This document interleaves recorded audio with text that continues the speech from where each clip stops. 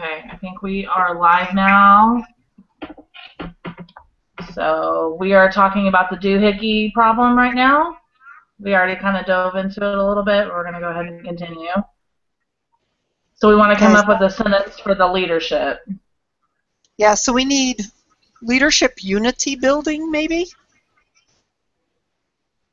I like that. Do you think that encompasses what the problem is?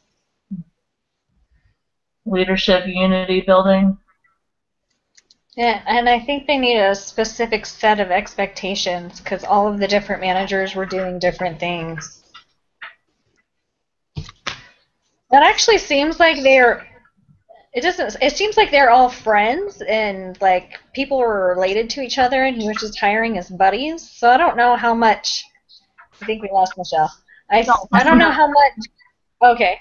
I was like, I don't know how much they need some like unity, but as like some separating. Like, let's separate the buddies and be managers.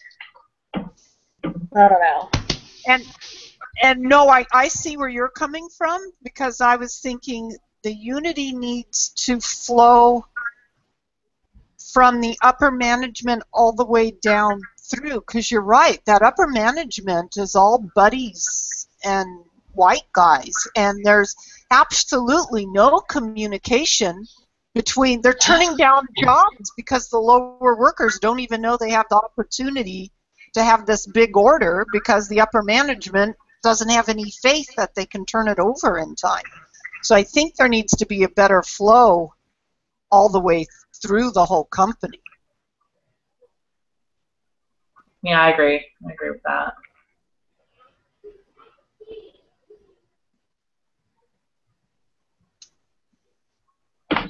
Does that make better sense? Yeah. Yeah. How do you think we could word that? I'm really bad with the wording. I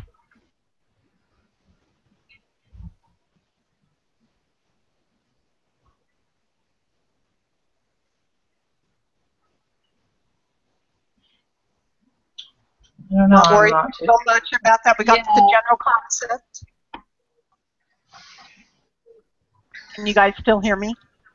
Yeah.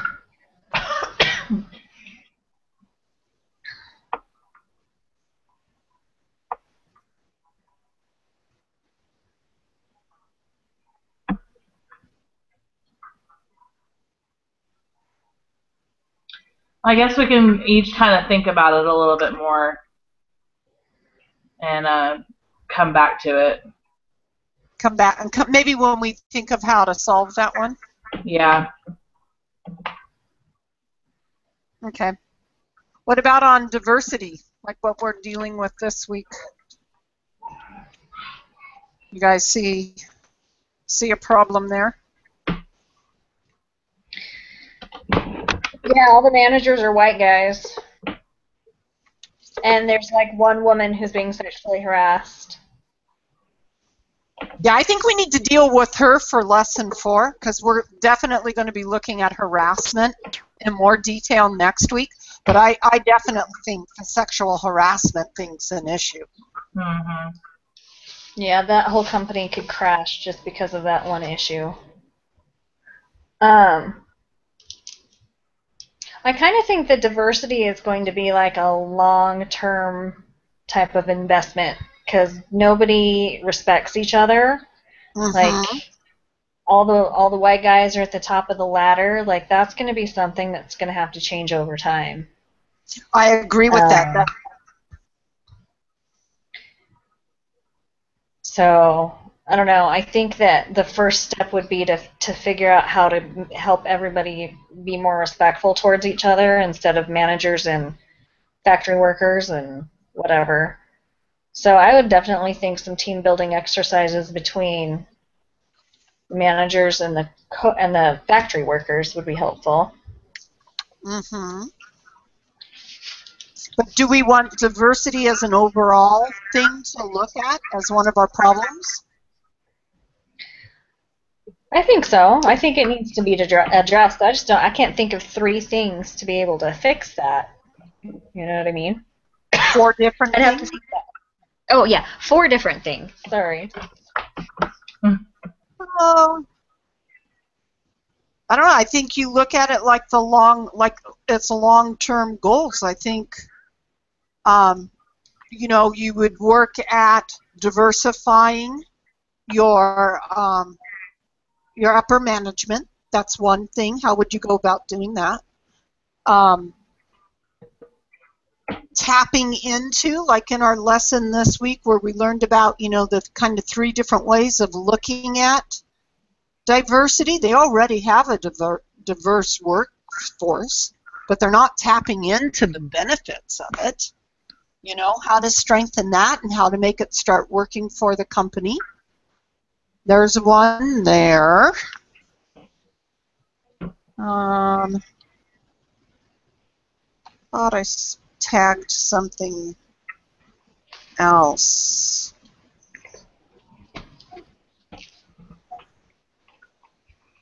Well, I was going to say the different way they're working. That might, I don't know if that would work under diversity or not, that they're yielding different.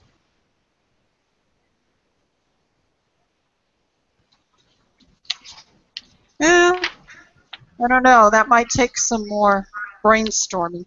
Okay, so if we didn't use that one because we struggle with getting 4, do you guys see another area that we could look at for the 3rd problem?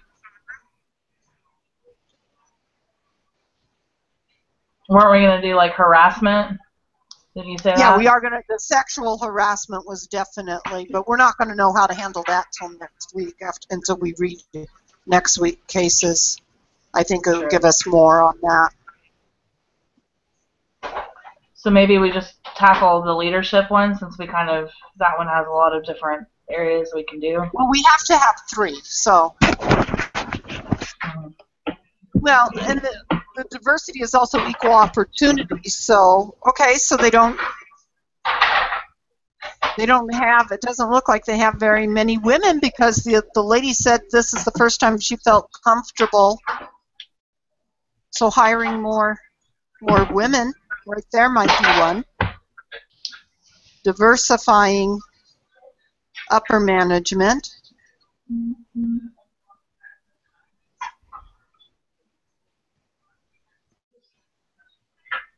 Using diverse workforce to their advantagement.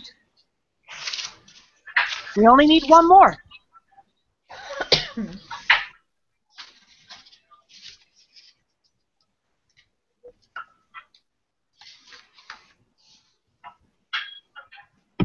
Let me read over it again too.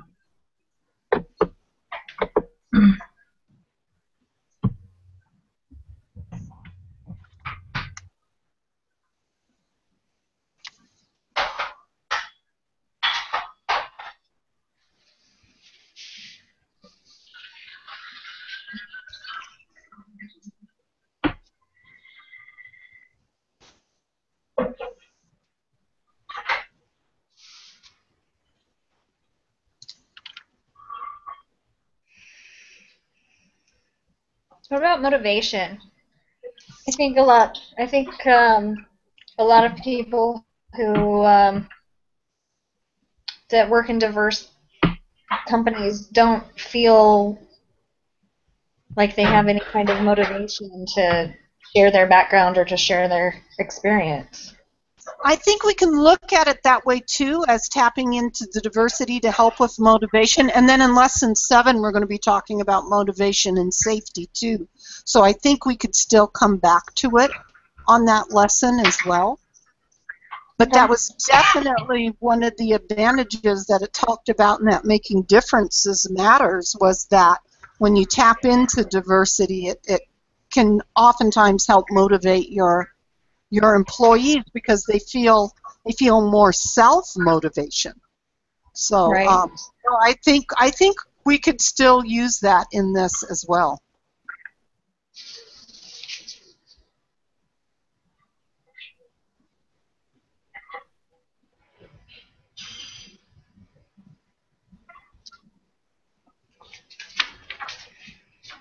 I think that would give us a fourth one. I really do. All right. Okay, so we're going to think about our leadership issue and how we can come up with 4 problems. The diversity, we're going to look at it through the aspects of how it can help with motivation, that perhaps we can add more women to the workforce, that the upper management needs to be diversified, and then that they need to start working towards tapping into the diversity that they do have to make it work better and open up more opportunities for the company. And then sexual harassment will be our third problem, and I think we can, by this weekend or early next week, I think we'll have a better idea of what the 4 solutions will be once we read the next unit. You guys agree? Yeah. Okay. When do we want to set a deadline to at least email our thoughts on this back to each other? When's it due again? Next week? On Saturday? This first write-up is due Saturday next week. Next Saturday? What's the The 17th, I believe. Yeah, 17th is the date that it's due. So would we have time to do another call about it before it's due? Or is that not enough time? We'll have our weekly call next Wednesday. Yeah, I mean, we could, if people don't mind doing the last bit of writing on Wednesday, we need to be able to turn that around right away so that, Ashley, you took the first one, right? Mm-hmm. Yeah, because we don't want to shortchange Ashley on how long it's going to take her to put it together. So if we discuss this again next week on Wednesday, I think we would have to be willing to turn in stuff, that day. I would say that either that evening or by whatever time you think you would need it. I would think Thursday at the latest. Yeah, I would say Wednesday or Thursday would be good. That would give me a couple of days because I usually. Why don't we say, we're going to learn about harassment next week, so why don't we say by Tuesday, like, we try and send out an email so that we can have everybody sign up for their choices for leadership, diversity, and harassment.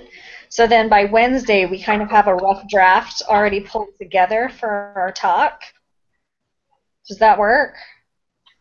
I think that works. Works for me. We'll have to send a message to Dan, too. Let him know. I think he's discussion leader next week, too. Am I right on that? Do you want us to send the email to you, Ashley? Yeah. Okay. Yes, Dan's discussion leader next week.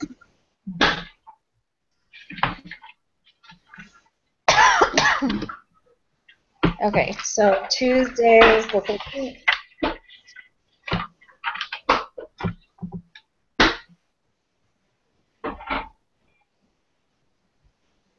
So who's going to do the final, like the most important one? Ashley took that on for this week. Each of us will have a turn being the writer for a doohickey. No, I meant like the final paragraph. Like, what is the most important thing to focus on? Like, we didn't talk about that. All right, Ashley, are you doing that? So what I think we need to, when we come back and meet on Wednesday, what I would suggest is that we as a group pick what is the most important. And just kind of put it all together?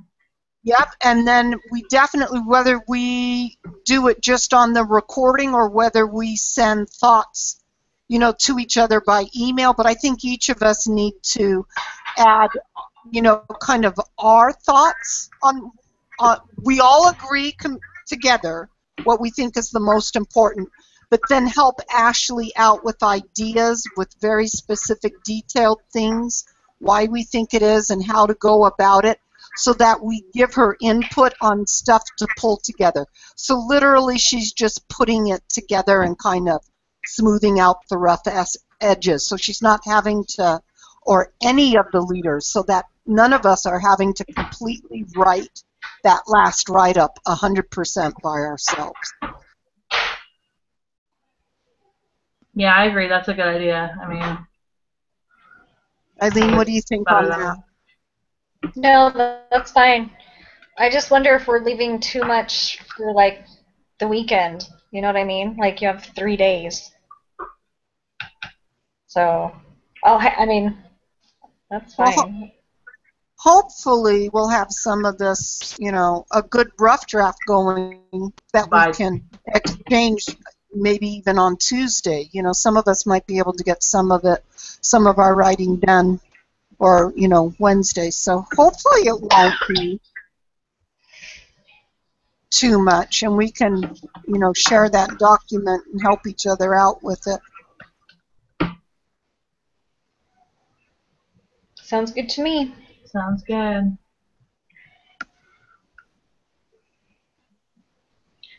Okay, so now that we're done talking about that, I guess do we want to start on the discussion? Yeah. Alrighty. So I went ahead and texted you guys and asked you guys to kind of think about. I think I gave Dan assimilation. Who had differentiation? I know I had integration. Okay, so then Aline, you had the differentiation. Yes. Okay. Yes, I do. Okay. Do you want to go ahead and tell us what that means in the Making Differences Matter, and then give an example of an organization you have observed or worked for that shows some aspect of that one. Okay. So differentiation is the paradigm where companies expand into markets and don't understand, or they push that culture into that area. So if we're in France, we're going to have people from France work in that company, and we're just going to leave them there, and that's what they do. So I think this paradigm is good because it gives you an opportunity to reach out to different cultures and different diversities. But when they get cut off and like they're kind of their own little entity and nobody knows what to do with them in the future if somebody could. I think that the example in the book was pretty extreme, just from my experiences. Like, I know that it kind of sounded like that they were being reactive instead of proactive. Like, they were just kind of reacting. They were like, hey, let's open something up in France. Oh, crap. Who can we put in there to run that? We don't speak French. And so I could just kind of think they just reacted, and they were like, let's put some people in there, and we're just going to let them go. And they went with it, and they were awesome, but nobody knew how or why. And so I just from my own experience, I feel like that's kind of the worst case scenario, where they're just kind of like, yeah, let's open this up and do it. And my husband's company actually just opened up a site in Korea, and they don't know how they run the company. They don't know who runs it. They're not profitable, but they just want to have a Korean site. And so they don't even know if there's the right market in Korea for what they do. But they wanted to be able to say, we have a site in Korea, and that's all we got. So, yeah. So I feel like that was kind of extreme. Like, they were just like, they didn't plan ahead. They just kind of reacted to everything.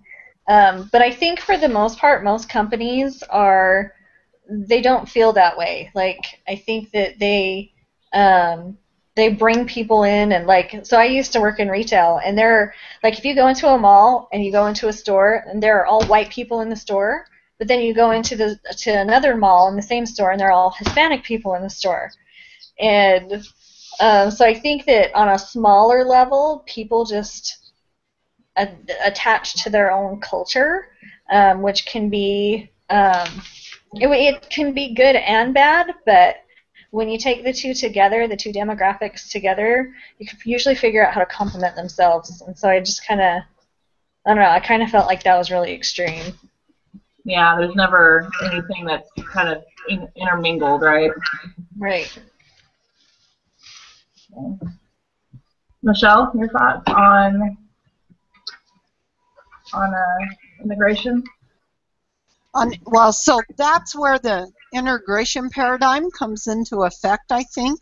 Like when you're looking at this, when you fail to look at those differences and see what they can do to help your corporation out or to help your business out, when you fail to take them and embrace them and look at what is different and make it start working for you, that's when you're losing out. And that's when the integration comes in, is when you do that successfully and you can start looking at things and learning from them and allowing it to help you build. Like the example in the thing was, you know, when they brought in the attorneys from a different aspect, she was able to help the company realize that there was more work out there that really did fall into the type of work that the law firm did, but they had been looking over it, you know, overlooking it. And I really struggled at first to think of a company that was successful in the integration until I watched the video, the Counsel with Your Councilman video, and I realized we have the perfect example right in front of us.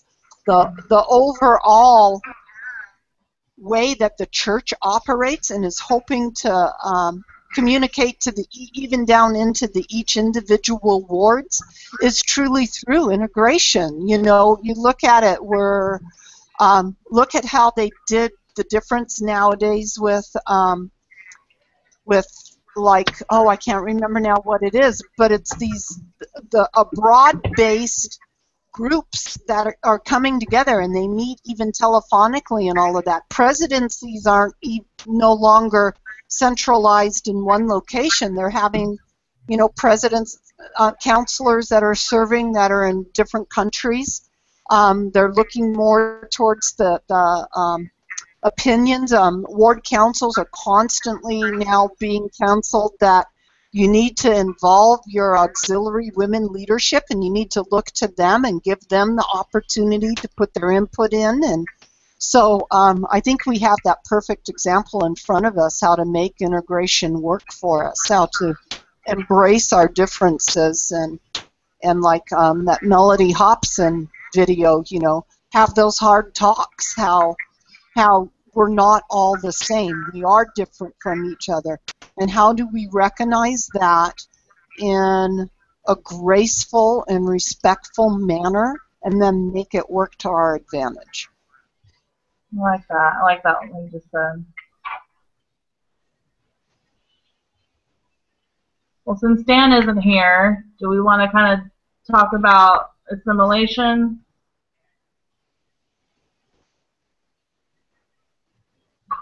Do you guys both want to give your thoughts on that? I think assimilation is definitely the far prevalent, and I know the book gave us examples of how it can work, but in my personal opinion, I think it's still the budding reason why there are still so many hard feelings and why companies have, you know, glass ceilings and all of that, is because people get into the mindset, okay, we're supposed to all be the same, but we're really not. And like the example where the lady didn't want to tell her co-workers that she used her Chinese cooking abilities to solve the chemistry problem they were having at the soup factory, you know, because she didn't think it would be respected. I think we see assimilation trying to work, but I think in the most part it really falls short of being very successful. But I think it is the norm in most businesses right at the moment.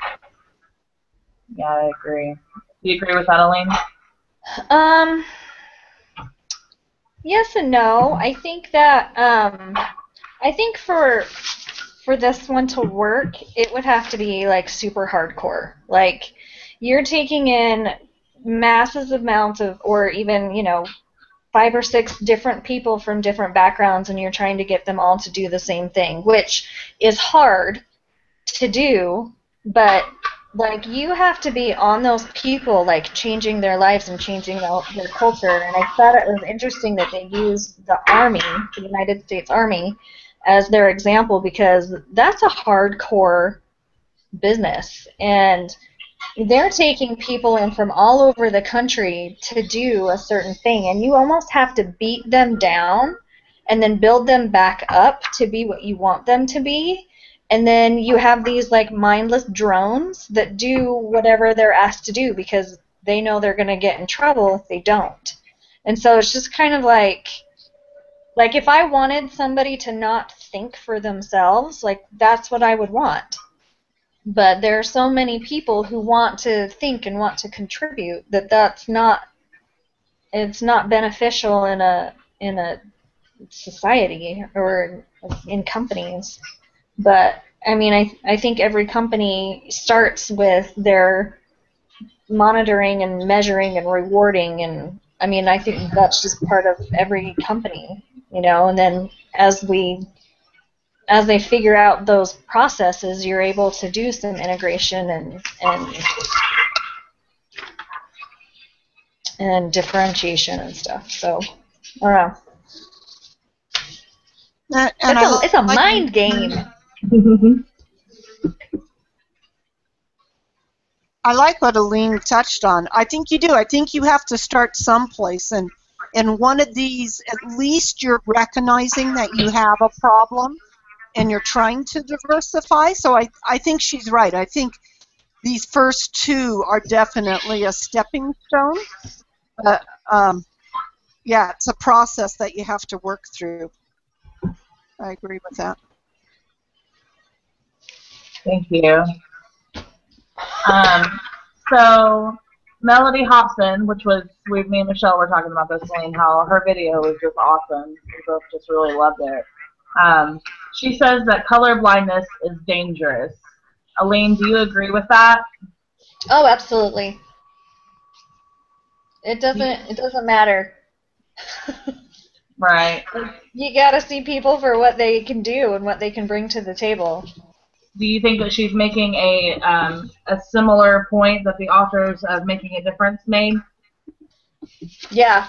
I think that she was using personal experience just to connect what we've been learning and making difference matters. Yeah, sometimes that can be. I learn a lot better through personal experiences, for sure. Yeah. What about you, Michelle?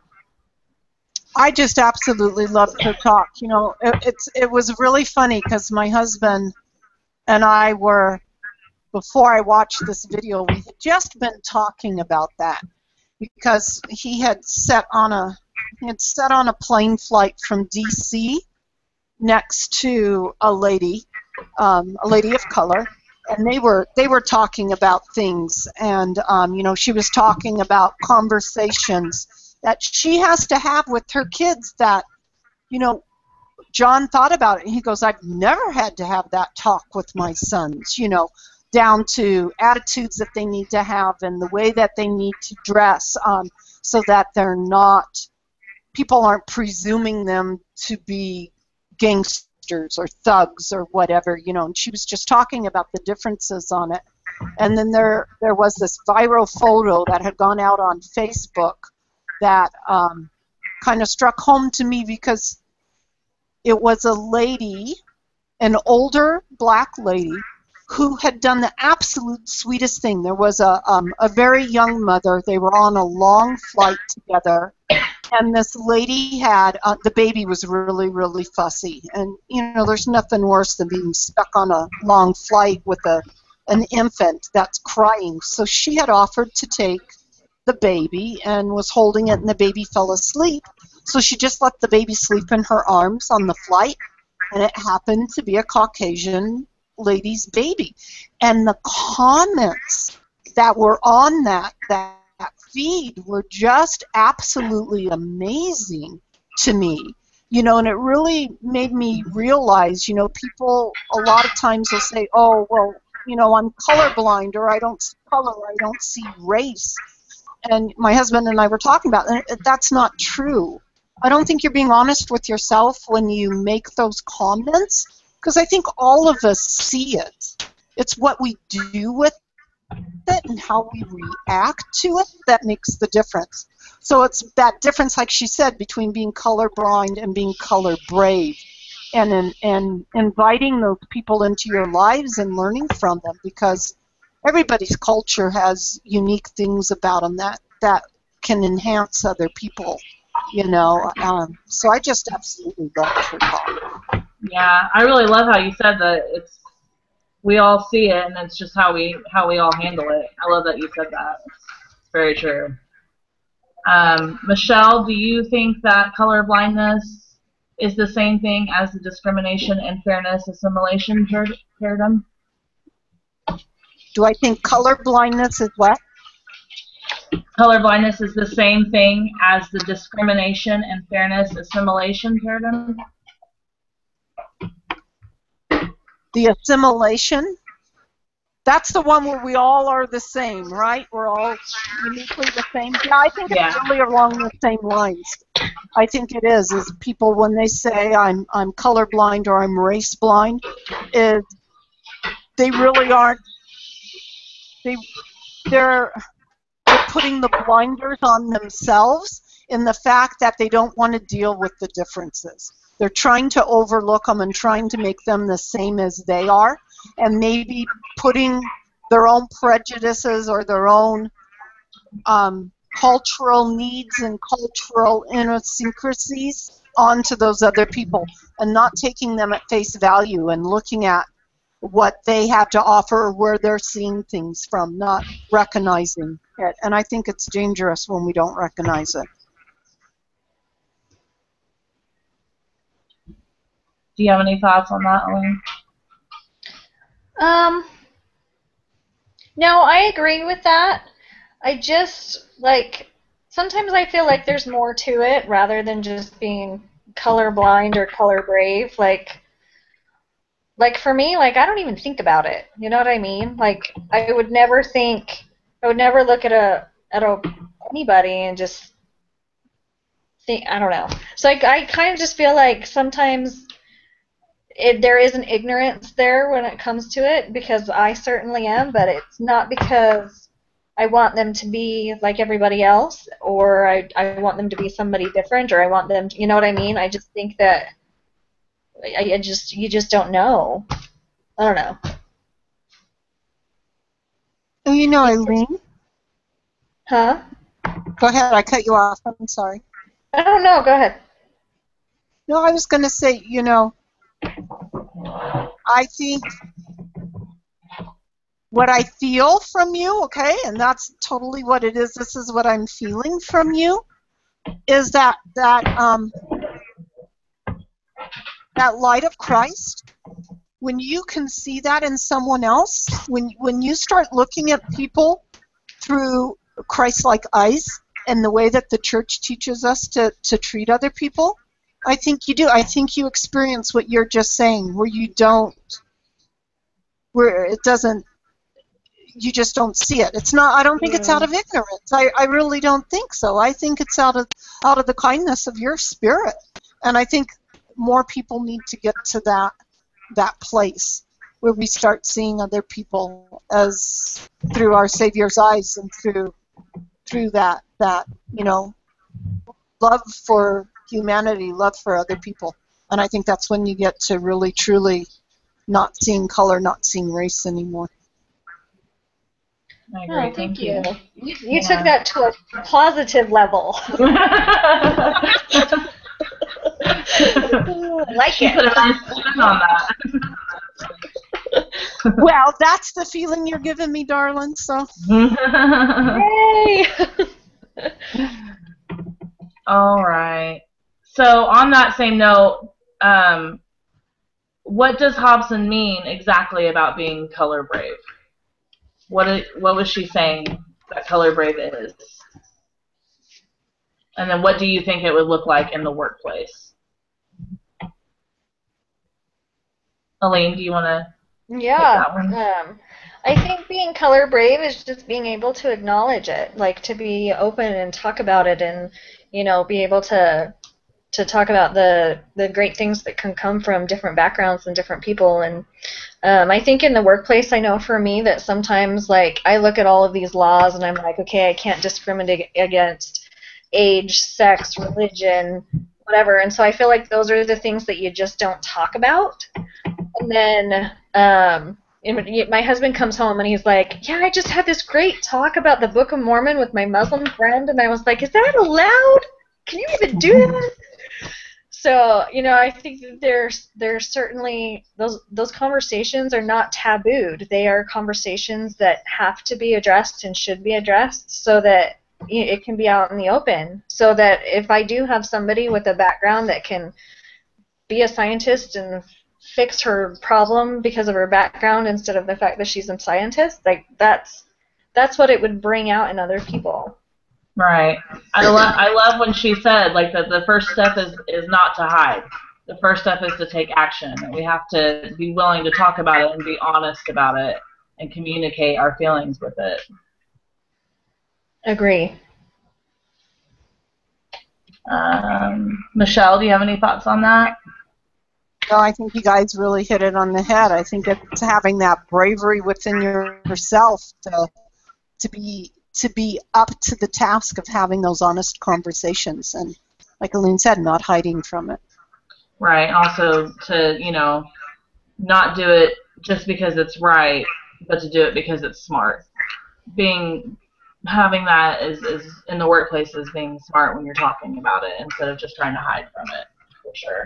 Yeah, and not only smart, but that, it needs to come from a genuine place that you want to recognize all the elements.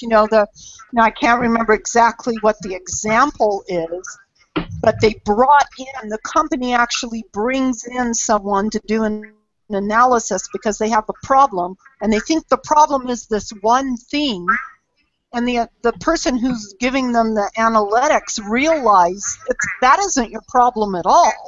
The problem is because you're not addressing, and it was like that, was it the leader who was really good at church and leadership, and she was failing in the business element of it because she wasn't allowed to implement the type of leadership that she comes by naturally. She felt stymied in the job. I want to say that was the example, but I'm not sure. I might have them crisscrossed in my brain. But yeah, it allows us, I think, to see things clearer when we can have those conversations, and it gives us more opportunities to fix things and hopefully opportunities to make our companies run more efficiently. Yeah, I agree. The authors of Making Differences Matter explain that some managers are more comfortable addressing problems with outright discrimination than more subtle diversity problems. Have you ever been in a team, group, or organization where one person's ideas or approach to doing work was hard for the rest of the group to understand because of a difference in background, experience, gender, race, or something else?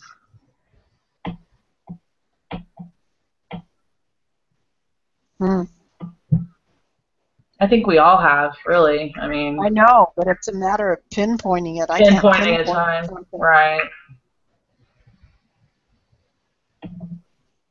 I think you're always going to have a difference with experience. Like, somebody's always going to have more experience than you do, or somebody's going to have less than you do, or, you know what I mean? Like, I think that that's just kind of going to be a norm, at least for the experience.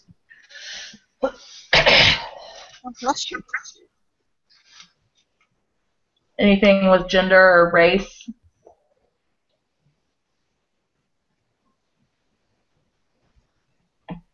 You know, my husband is a union carpenter, or has been for most of his life, and they have brought.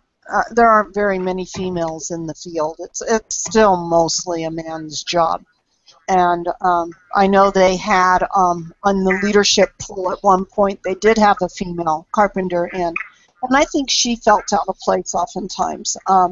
That the guys still kind of had a hard time accepting it and that. So I think it's definitely still out there, and Oh, most you have to be definitely. rough and tough in the field. They look at it that way, and yeah. The opposite of that is actually my husband's a nurse, and so it oftentimes when I tell people that, they're like, "Oh, what? Like he's a guy and he's a nurse? I thought only girls could be nurses." So I mean, it goes both ways on that for sure. So, what could have been done in that situation to gain from that diversity of the group?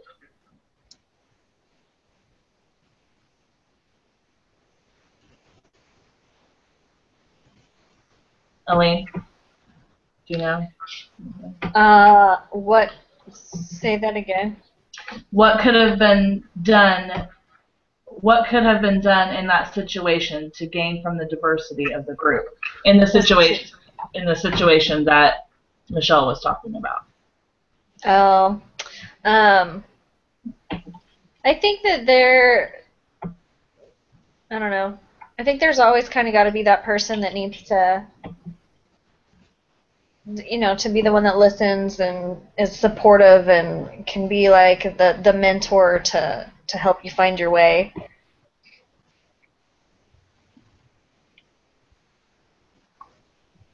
Michelle, do you have any input on that of what could have been done different?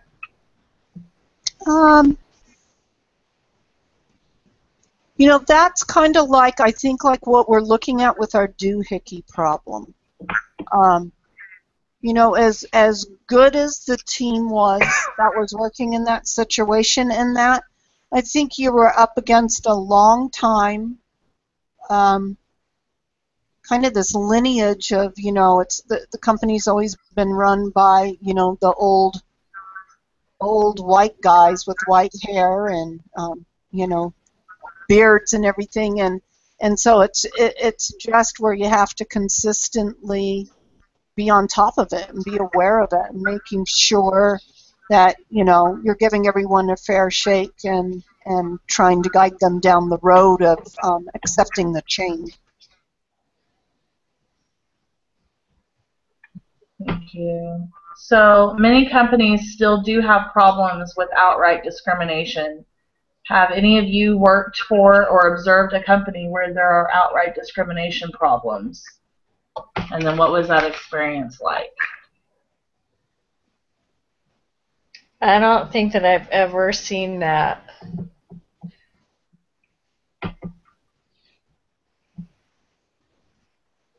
Sorry. No, you're fine. Michelle? Firsthand, no, not really within my own work environment. However, I used to work as a paralegal for a civil defense firm, and one of the things that we focused on in our firm was employment law from the employer position. And so I've been on the defense side of several law cases where it's been discrimination. And it's amazing the number of suits that are out there, how many equal rights claims get filed, and how many of them actually proceed to the state Supreme Courts and on to the federal courts as well. So, yeah, it's kind of disheartening how much of it is. Most of the cases that we handled were either sexual harassment cases or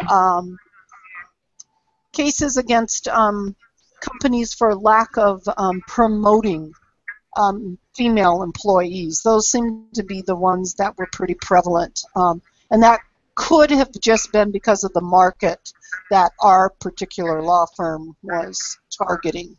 So I'm sure there's other ones, but our law firm really, our people that we were employed by, those were the problems that they had, was the sexual harassment and the not willing to diversify management with female employees.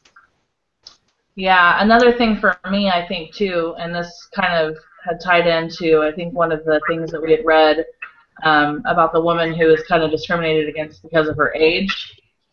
I know for me, I've worked at a place where I'm younger, you know, and a lot of companies want you to be a little bit older. Like, I've applied to a lot of different secretary places and tried to be a receptionist, and they want you to have more experience, and they want you to be a little bit older. And I kind of felt maybe not so much discriminated, but I just kind of felt like it was unfair because I felt like I was qualified to do the job, but I wasn't really given that chance because of my age.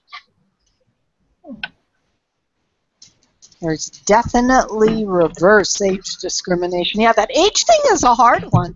I remember when I first tried to get into an upper administration level, the first time I applied, I was underqualified and too young, and then when I was re-looking for jobs several years ago, all of a sudden I was overqualified and too old. So oh no, I missed the happy medium. Oh my goodness. So, Michelle, what did John Skipper, ESPN president, mean when he answered yes to the question, do we hire the minority or the people or the person who is not qualified? Do you Most believe this is the right approach? Yeah, most qualified, yes. No, I think he had a good... Yeah, no, I think it was the right approach. He was telling her he wanted a diversified workforce. He didn't want you to compromise one for the other. He wanted you to combine those. And he wanted a diverse workforce, but he wanted to make sure it was created out of people who was going to bring the best qualities that they could to his company. Elaine, your thoughts on that? I agree. I think he just wanted the right people for the right jobs. Whether it doesn't matter who it is, as long as they're the right person. All right. So going on from that, there's we're going to talk about the counseling video by the Elder Ballard one. So Elder Ballard describes a church council. Does the ward council he describes follow the integration paradigm? Does it what? Does it follow the integration paradigm? The ward council. Oh, I think so. Explain. Well, after he taught everybody how to do it, but yeah, I mean, once you start pulling ideas from the entire ward council, like you have more ideas, and I mean, these are the people that are out like serving and doing their callings and working with people. They're the ones that are going to know what the people in your ward need. So they should be the ones telling you. Michelle, your thoughts on that? Yeah, I already touched on that. You know, when I was saying I had a hard time at first trying to pick a company that had the integration, and then I said, you know, our church is a prime example. I think it's a great example of the integration. It's showing us right there that if you can apply that to your workplace, it's a great start on how to get that integration process started, looking towards everyone and pooling your resources and, you know, thinking sometimes outside the box and looking at all the avenues, and you might find that, you know, other people come up with really good options that you hadn't thought about to begin with. What are the advantages to a bishop of counseling with the Elders Quorum president, Relief Society president, and primary president? So what are some of the advantages?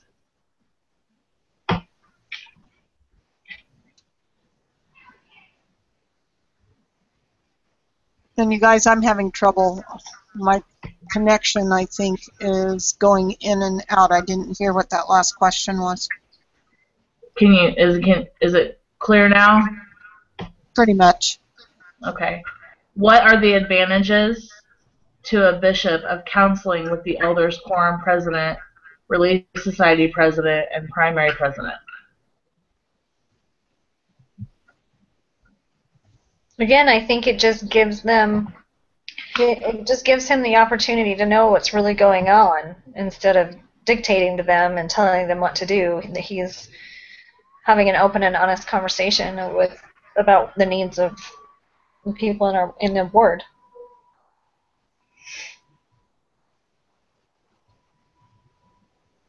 I agree. When you counsel with all of them, you get a much broader sense of the whole picture, because not everyone can be tapped in to all the different levels of it. But when you work on the council basis and you're getting your input from each of those auxiliaries are really keyed into what the needs are of that particular group. And so you get a much better overall picture of things. I think they also learn from each other, too, when they take the opportunity to do that. Not only that, then you also... Go ahead.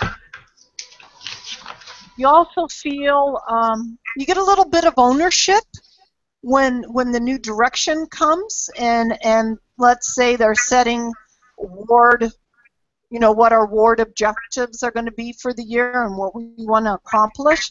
Now you have an invested part in that. You were involved in the process of coming up with it, and so I think it helps people pull together and work more closely with each other. Yeah, I agree with that. How could a bishop use the diversity of his councils to help the ward? I think we kind of talked about that. Have you seen bishops or other church leaders do this? Yeah, sometimes I think they do it too much, but I guess that can't be bad, right?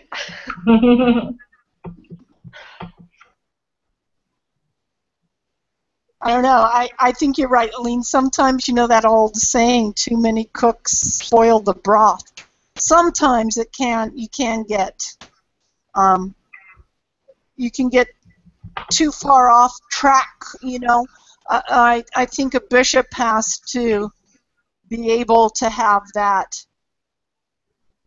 when it starts derailing and starts falling apart and we're going too many directions, bringing it back in and knowing when, to kind of re-steer the conversation and making sure that everybody comes back to the same page. That's his task, is to making sure we come back to the same page and we're unified in spirit. So there's definitely bishops that are better at that reunifying process than others. It's a learning process, even with your own presidencies. Sometimes it's hard trying to bring everyone back together. You might get into an area where one person has really, really strong feelings, and sometimes it can be hard to realign everyone into a single purpose. Thank you. So the Making Difference Matter article assumes that there is some value to companies in promoting a diverse workforce.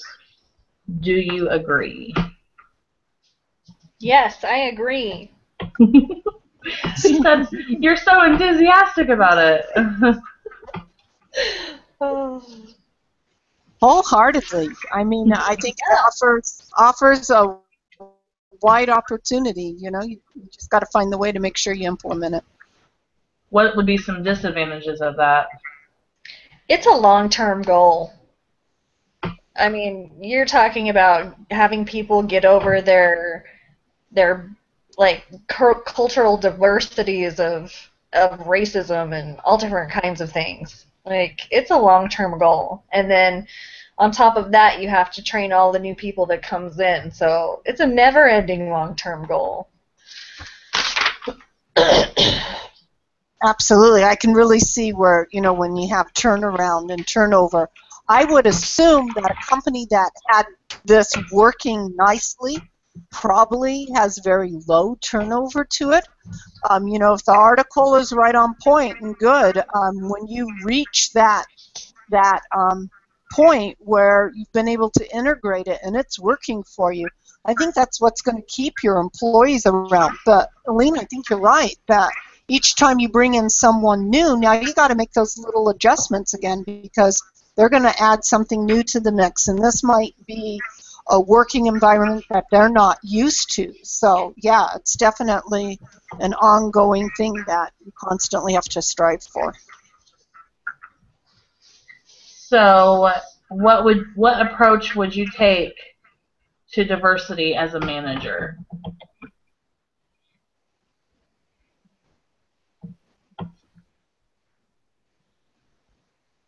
Last question, ladies.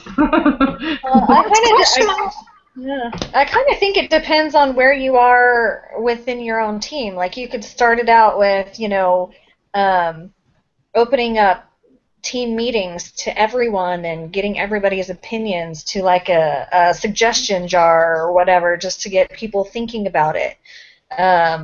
Or, you know, making sure that you have the right amount of men versus women and color versus Hispanic versus white, and just to kind of make sure that you have a mix of all of that. But you also have to make sure that you have the right person in there regardless of everything else. So I think it just kind of depends on where you are within your team already. So, I don't know. Yeah, and I think as a manager, you got to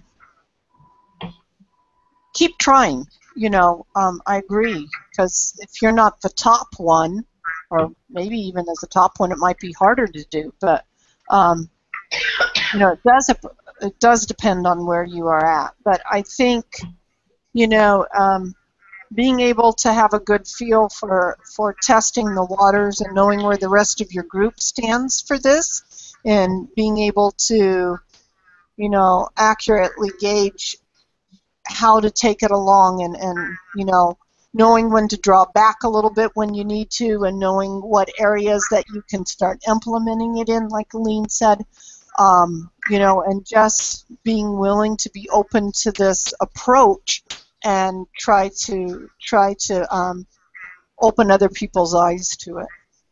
Yeah, I think as a leader too, I mean, you have to really value the variety of people's opinions and appreciate it too.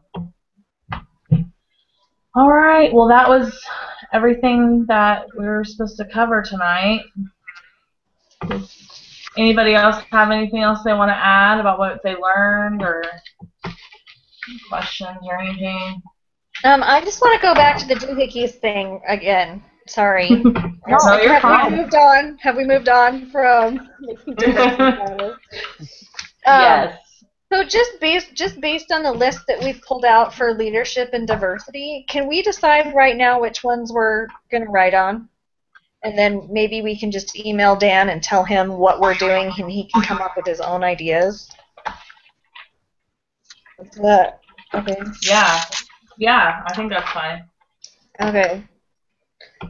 So, does anybody want to volunteer for those topics, or? Because I would like to do for leadership, like I would like to talk about like the job descriptions and stuff for like CEOs and stuff. Okay, go for that. Job description. Okay.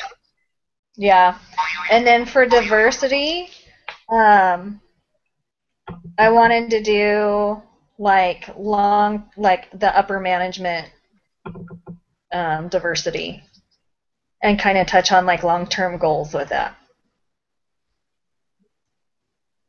Upper management long-term goal?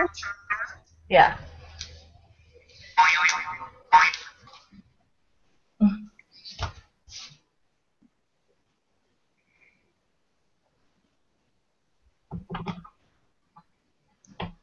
Okay. I would like in leadership, I want to talk about communication.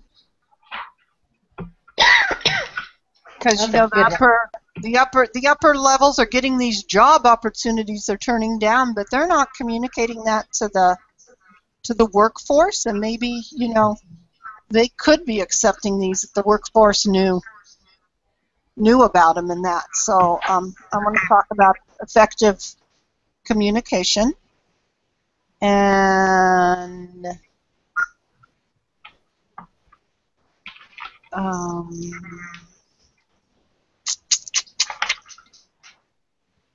let's see.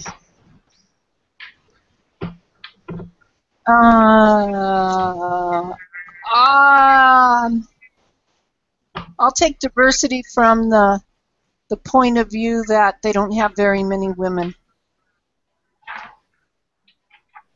So making sure that they're hiring. What does that leave me? I wrote down also like motivation, like enabling team members, respect, open respect with others, getting others to open their eyes to diversity. I don't know. Okay, I can talk on, I guess, on motivation. And for diversity? Yeah.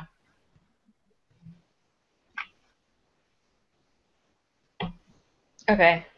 So then we'll email you something on the 13th about harassment, like a topic for harassment, and then on the 17th we'll have drafts. Okay. Okay. Oh, actually, what do you want to do for leadership? Oh, I don't know. Ew. I don't know. Any ideas? I wanted to do the communication before Aline had said something. No, I just said communicate. Take communication. I'll look at team building. Are you sure? Yeah. Okay. I'll do that then. Okay. What are we going to think of something for Dan, or we just want him to? We'll let him know what we're looking at and have him pick his own. Okay. Aline, is that what you were thinking? Yeah, that's totally fine with me. So that way he'll know where we're coming from, and he won't duplicate anything that we're doing. Right. Sounds good. So with these things, we need to come up with the solutions for the topics that we've been assigned. Okay, so our first problem is overall leadership, and you are going to approach that solving the leadership problem through the eyes of communication, how to enhance their communication as a way of solving leadership. They have a diversity problem, and you are going to look at that as how diversity, if they start diversifying more, it'll add to their motivation and being able to have their workforce work a little better. Okay. Thank you for explaining that. Yeah. Appreciate it. This is all just like a big ball of confusion for me sometimes. I'm just like... All right. All right. Well, is there anything else that we want to talk about?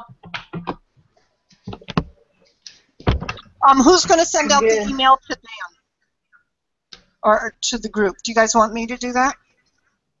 Sure. Okay. I appreciate that. Thank you. Yes, thank you. Not a problem. So to stop this, I click stop broadcast, and then is it going to post it to the Google thing? No, they don't. It doesn't automatically post it. So when you stop it, if you notice, now tell me before you hit the stop record button. You can stop it. We'll still be connected. Okay, I'm going to stop it right now.